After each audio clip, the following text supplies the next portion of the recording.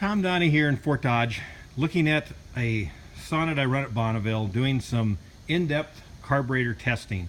You can see this is fitted with triple expansion chambers, 2 up on top and 1 goes underneath in the original spot. And that allows me to fit 3 air-fuel ratios. I use COSO wideband air-fuel ratios. And when I do that, then I can produce tests, probably the most significant testing done on triple Saab, triple carbs since Saab invented them, I guess. I don't know. I think probably the equipment I'm using is superior to what they had back in the day. I've got actually EGT gauges on all 3 cylinders, and then triple air fuel ratios. This is a picture of a Lancia carburetor. The Lancia is kind of a rare carburetor. The one thing's kind of unique about the Lancia, it doesn't have any shared porting. Each cylinder is 100% individual for the intake. Excuse me. So if we look at the jetting here, you can see it's pretty close. We got a 13.4 on the top one, which is not unusual to see a little bit of a change on that. And again, you're using 2 carburetors here to fill 3 cylinders, so a little bit of variance there. But what I want to show you here to start with is this is a Monte Carlo lake carburetor. It's got the 34W-2 carbs, and this had a 10-point difference in the center cylinder. Now the center cylinder on all my pictures will be the middle gauge.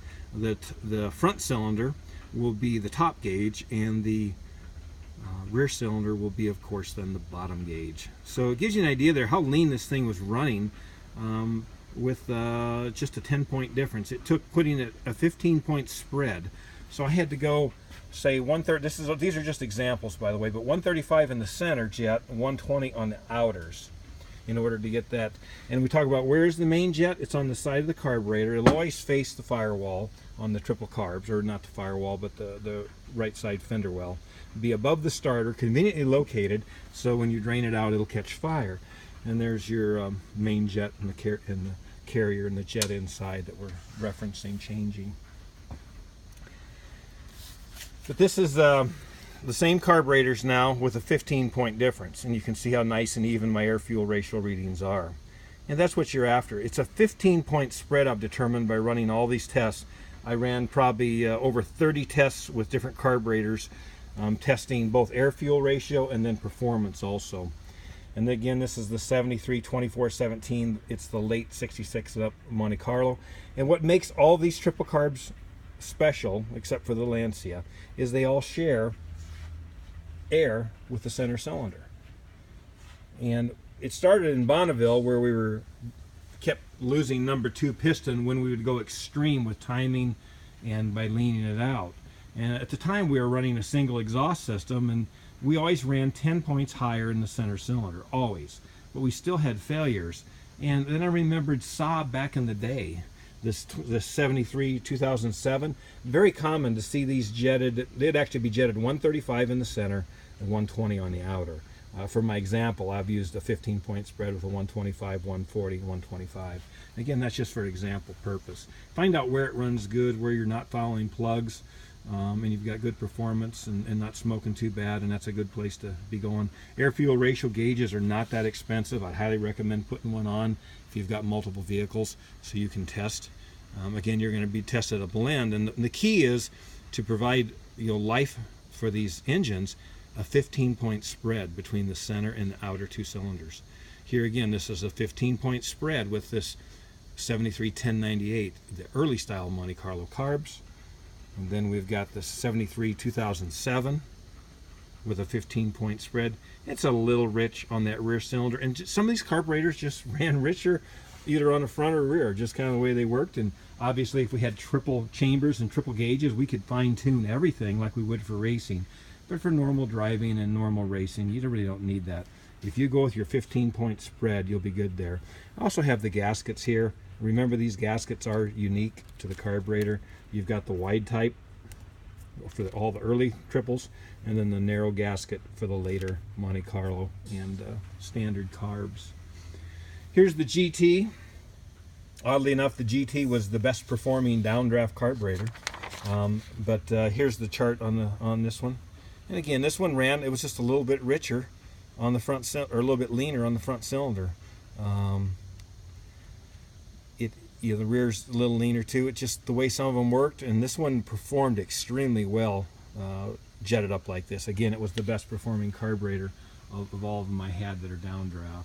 And then we get into the Sonnet.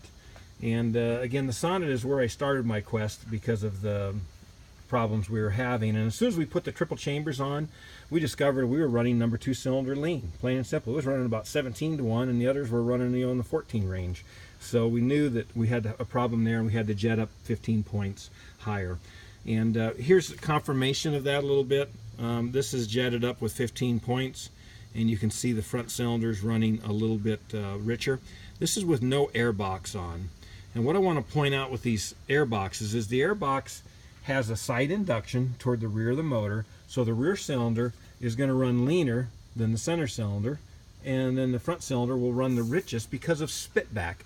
All these carburetors spit like a big dog if you don't have an air cleaner on. Obviously they spit if they have one on there too, but all that spit back, that as the air comes rushing in the front, there's no spit back for the rear cylinder, so it runs the leanest. The center cylinder is getting spit back from the rear cylinder, and then of course the front cylinder picks up spit back from the middle and the rear, so it runs even richer yet.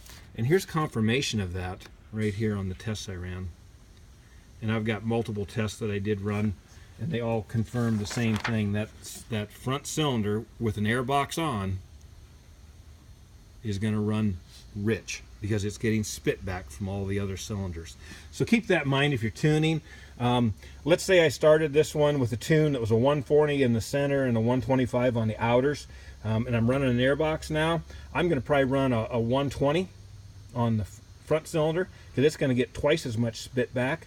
I'm going to drop the 140 down to a 137.5, and then I'm going to increase that 125 up to a 127.5 if I'm running an air box. So it's kind of a goofy spread. I'd go 120, 137, 127.5 if I was running 125s on the outers and 140 on the center.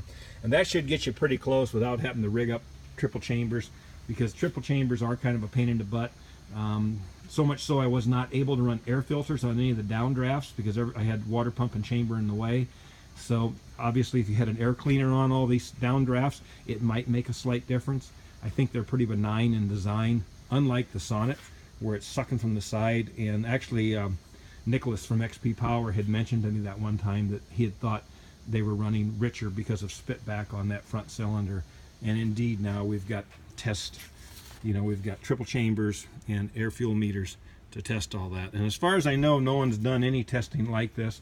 Again, this is probably the most comprehensive testing ever done on all 3 of the carburetors. So hopefully it'll help you keep your engines alive. I do sell Weisco pistons, by the way. You see the Weisco box there?